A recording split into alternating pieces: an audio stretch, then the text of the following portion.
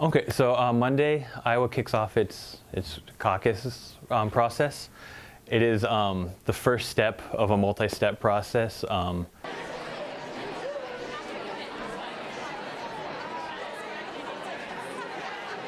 You need to be in Tom Steyer's corner on caucus night. Thank you so much, you guys, and I hope you'll join me over there. And you got to convince your neighbors, your precinct members, why your candidate is the best. You got to form your group. Let me be the first to welcome you to the 2020 Drake University Mock Caucus. That's right. In that sense, I do like that it allows people to come together and engage with others in a civil manner and debate the issues of the day. That it's time to dream big and fight hard.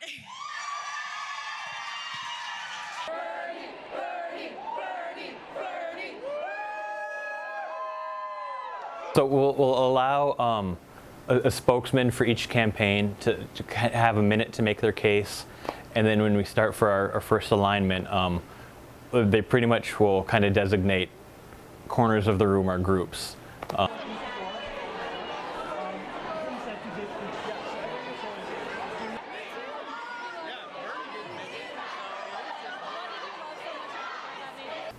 And there's a half an hour at least for that first alignment.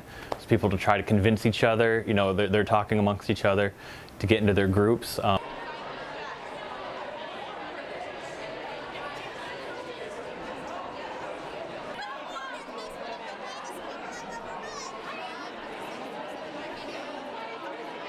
After the first hour, we count heads, figure out who's viable, who's not, and then we'll do another half hour for all the non-viables to try to form another viable group.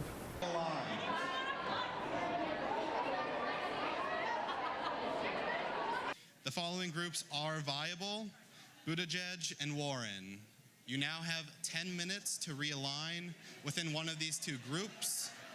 This year you only have 2 opportunities to lock in your viable candidate. In the past there's been multiple realignment attempts. Cards! Every caucus goer needs a card! Yeah, the preference card, it's new this time. It's a way to help us audit after the fact so we can make sure everything's going the way it was.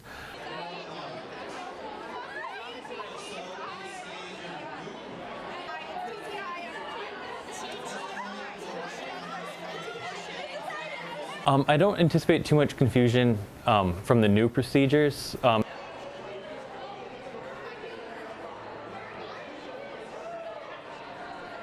The chairs will be able to do the caucus math, and we'll know how many delegates that precinct is doing per candidate, but it won't be until the end of the night that we know how all the precincts, you know, in the communities in the state did in general. I work here today, and I think we got You know, for us it works. You know, it's worked for years, you know, and it may not work in New York City where people are in a hurry to get in, get out, and go. We're more laid back.